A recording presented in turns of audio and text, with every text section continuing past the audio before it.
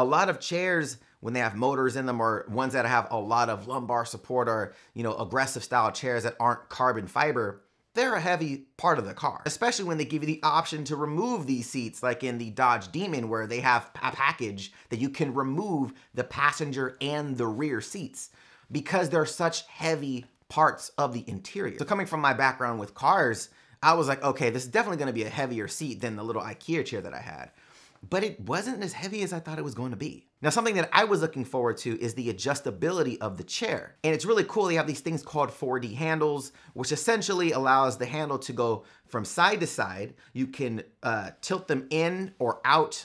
You can also do a vertical, and they go front and back. So it's pretty awesome to adjust the actual supports here depending on your comfort, on your height, how long your arms are, where you might want to have the controller in your hand and want to have supports for that. It's actually thought out really well. And for me, I have this gigantic cork dining table as my actual table for my editing bay. So having a chair that I can raise and lower these armrests to kind of get further into the table and closer to the monitor actually is a breeze now, because the IKEA chair had no adjustments, none. I just had to sit to where that was, or lower the entire chair, which I did not want to do. Now, the height of the chair, it doesn't go too high and it doesn't go too low. I'll kind of show you that right now, because I needed you guys to see where I'm at now and then adjust accordingly. So I'm gonna go down.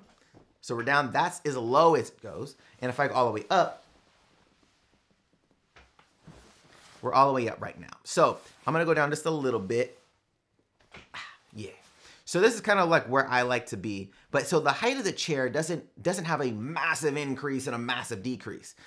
So for those that may want a chair that does this, that may not be the one you want to go with.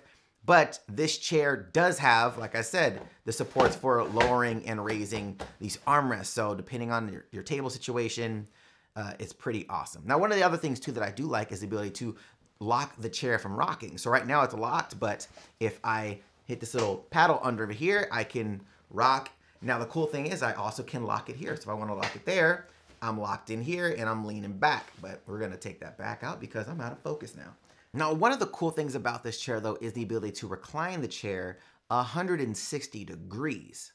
Now this is really cool if I just wanna take a break for a second and lay back, but maybe not leave my editing bay, or just kind of take some stress off of my lower back if I want to. I can do that really quickly, and it supports the weight. It's so dope and strange at the same time, because I'm like, why is this able to do that? But it does it.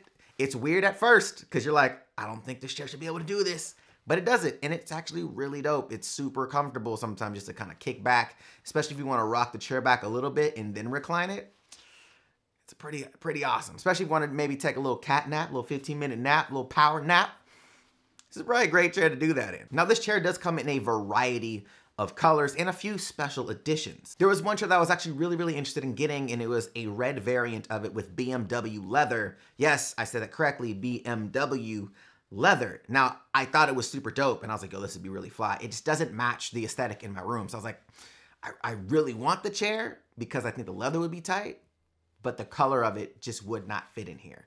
And personally, on the aesthetic tip, and that's kind of where I'm going with a lot of the stuff that I'm doing now, I was like, black and white are probably the best thing. But there's green, yellow, orange, like there's a ton of different colors in this chair. So the link in the description, you guys can check out the colorways there. But overall, I've been super pleased with the chair. It's super comfortable.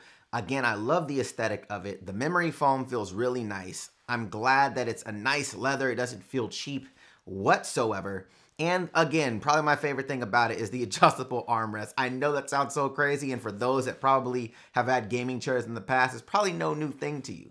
But for me, coming from a space of not having that ability, it's huge. It's super huge.